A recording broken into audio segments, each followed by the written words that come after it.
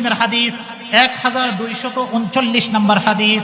হাদিসের বর্ণনাকারী আন আবি হুরায়রা রাদিয়াল্লাহু তাআলা আনহু قال قال رسول الله صلى الله عليه وسلم من سبح الله في دبر كل صلاة 33 وحمد الله 33 وكبر الله 33 فتلك 99 وقال تمام المئة لا إله إلا الله وحده لا شريك له له الملك وله الحمد وهو على كل شيء قدير غفرت خطاياه وإن كانت مثل زبد البحر। রাসূলুল্লাহ সাল্লাল্লাহু আলাইহি ওয়াসাল্লাম এই হাদিসের ভেতরে বলেন, মান সাব্বাহাল্লাহ ফি দুবুরি কুল্লি সালাতিন 33, কোন একজন ব্যক্তি যখন ফরজ নামাজ আদায় হয়ে যাওয়ার পরে ইমাম সাহেব যখন ফরজ নামাজের দুই পাশে সালাম ফিরাবেন, কোন ব্যক্তি যদি পড়ে মান সাব্বাহাল্লাহ ফি দুবুরি কুল্লি সালাতিন 33, 33 বার যদি সুবহানাল্লাহ পড়ে, ওয়া হামিদাল্লাহ 33 এবং 33 বার আলহামদুলিল্লাহ পড়ে, ওয়া কাব্বারাল্লাহ 33 এবং 33 বার যদি আল্লাহু আকবার পড়ে, তাহলে 3 33 99। রাসূল বলতেছেন ফাতিলকা 99।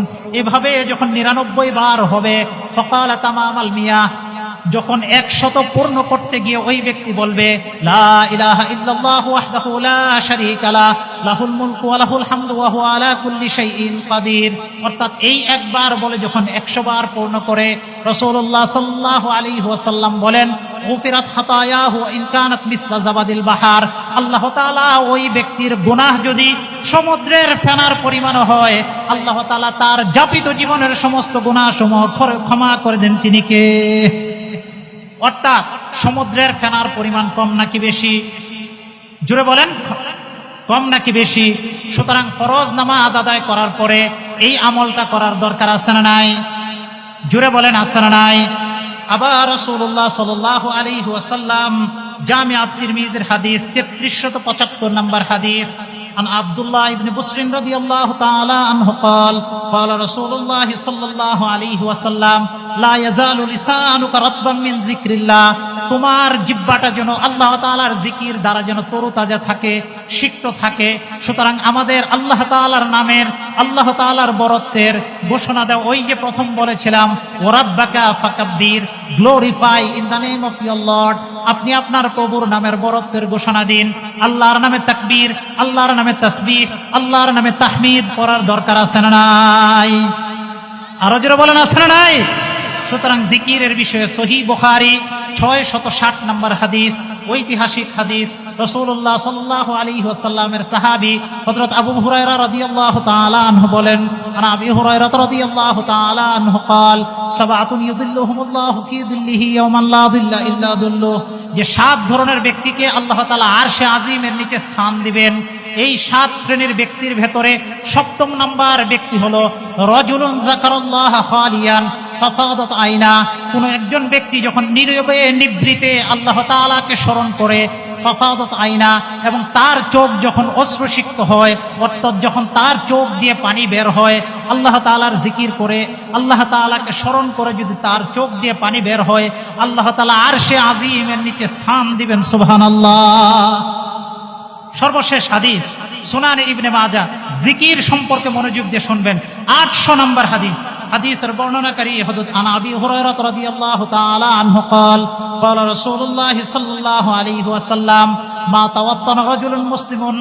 যে কোনো একজন মুসলমান যদি মসজিদে প্রবেশ করেন, মা তাওয়াত্তানা রাজুলুন মুসলিমুন মাসাজিদ লিস-সালাতি ওয়াজ-যিকর ইল্লা তাবাশশাল্লাহু কামা ইয়াতাবাশশাশু আহলুল গায়বি বিগায়বিহিম ইযা কাদামা আলাইহিম।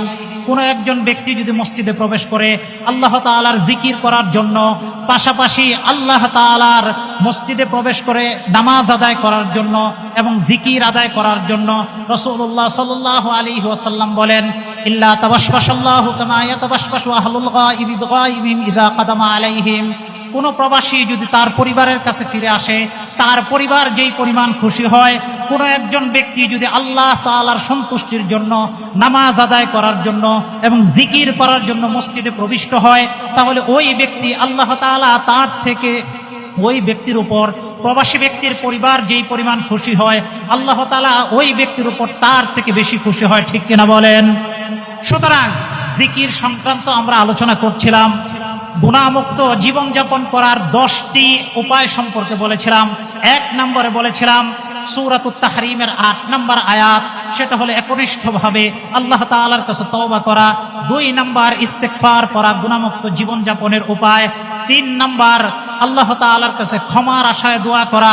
4 নম্বর রাসূলুল্লাহ সাল্লাল্লাহু আলাইহি ওয়াসাল্লামের আনুগত্য করা। 5 নম্বর আযান দেওয়া। 6 নম্বর 2 রাকাত সালাত আদায় করা।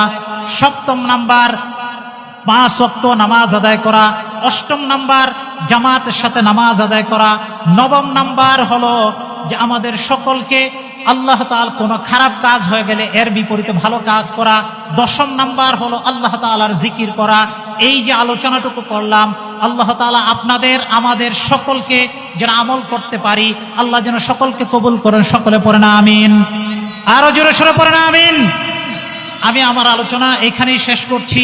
যে আলোচনাটুকু কোরআন এবং সুন্নাহ থেকে করলাম, আল্লাহ তাআলা আমাদের সকলকে আমল করার জন্য তৌফিক দান করে। সকলে পড়েন আমিন।